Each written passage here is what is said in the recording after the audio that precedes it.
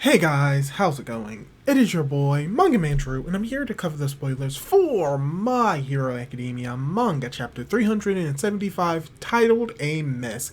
And from the title of this chapter, yes, this entire chapter is a mess, but in the best way possible because we see some amazing stuff going on potentially in this chapter, and from what we see the spoilers, this is going to be a chapter that is going to change the dynamic of a battle significantly by having certain characters appear that we didn't think were going to be fighting this early on in the war or at this stage, but they are, with a surprising twist on two characters appearing in the battlefield. So, let's dive into the spoilers and see what is going on with this chapter. So, the chapter begins with a flashback of Uraraka, Tsuyu, and other heroes fighting against Toga on Akuto Island, deducing that Toga's hiding techniques using some kind of misdirection. They conclude that it would be difficult for her to use it against multiple people at once. That's why they are always attacking her in groups of at least 4 heroes. Meanwhile, Gang Orca realizes that the Nomu doesn't have a regeneration quirk and asks other heroes to attack the monster now that they have defeated almost all the villains that were on the island. Olga realizes that her situation is bad and considers using Twice's blood, but she figures that with how little she has, she would only be able to make 30 to 40 clones. If she transforms now, the heroes will fight back and the Sad Man's parade will die on this island. So from what we see with the spoilers, we are starting off the chapter focusing a little bit more on the fight between Uraraka, Tsuyu, and Toga. And from what we're seeing, during the entire time between Deku has left and now, they've just been trying to fight and restrain Toga in this moment. And it makes sense that they haven't been able to do it effectively because of how Toga moves, how she's able to avoid capture, which relates to how she's been able to avoid capture for literal years, but also because many of the heroes are just focusing on the other villains, while people who are going after Toga are not that much until most likely recently when most of the villains have been captured. So it's cool that we're going to potentially get a little bit more of the fight between Toga and Uraraka, but not necessarily the full fight, but just enough and a little bit more information to see what's going on, and even seeing Uraraka fighting against Toga and Toga considering what she can and can't do with Twice's blood at this moment, which is going to lead to what we're going to eventually get later on in this chapter and tie into what we saw last chapter. So going more into the spoilers, Toga wonders if Makia will wake up, but even if he did, would it be difficult for him to get there? She wonders if the heroes knew about Jin's blood and that's why they sent her to an island. Seeing that there are no other options, she decides to believe in Spinner. That's when she picks up a vial and looks like she's going to drink it, but Tsuyu was waiting for this moment. She figures it's all for one or Shigaraki's blood and destroys the vial with her tongue, but Toga was prepared for that because she knows Tsuyu is a calculating person. That wasn't blood. It was a drug given to her by All For One that attracts the high end. The Nomu then goes to attack Tsuyu because the drug is still on her tongue and it causes a big wave.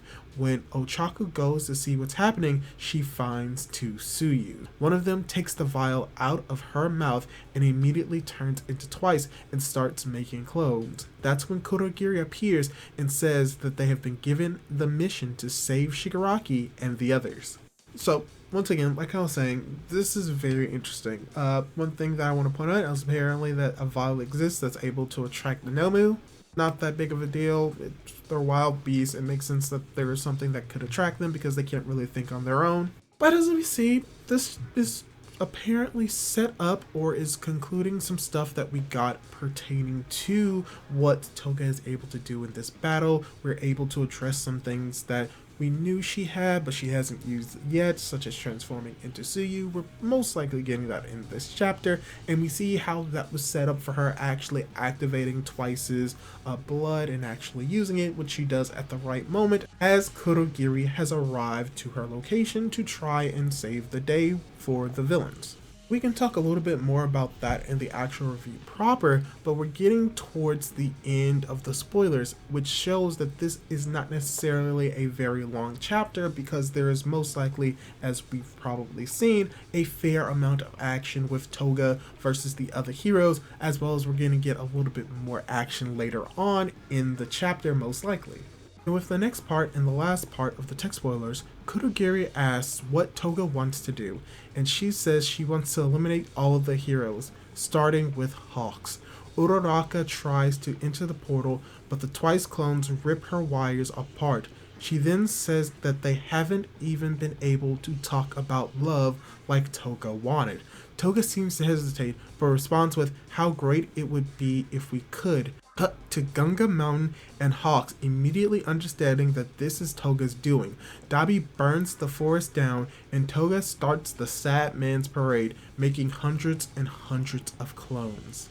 Hinoko says that all seems lost, but then we see that Tsuyu managed to launch Uraraka with her tongue in time as she passed through the portal. Now Dabi, Endeavor, Uraraka, All for One, Toga, Twice, and Hawks are in the same place. End of chapter.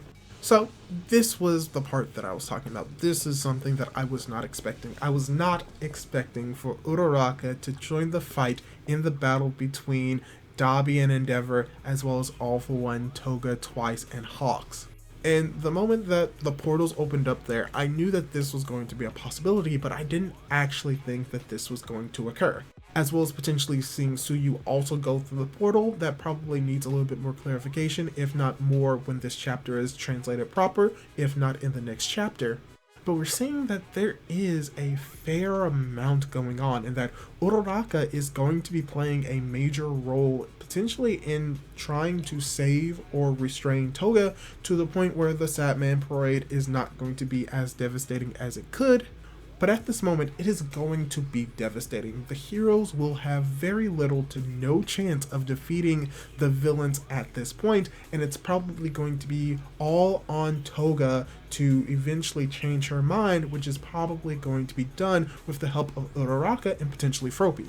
But overall, this was the chapter that I kind of was expecting for us to get after the break, but not to this extent. I didn't think that we were actually going to get pretty much to the meat and the juices of what this chapter is going to be, and I'm very excited to do my more proper review of this chapter and go a little bit more in depth on what is going on a little bit more. But yeah, that's all I really have to say for the leaks for this week. What did you think of the spoilers for this chapter? Did you like them? Did you dislike them? What do you think that could have been done better for this entire chapter? Leave your thoughts down in the comments down below. Leave a like on the video if you liked it, and don't forget to subscribe to my YouTube channel for more content like this.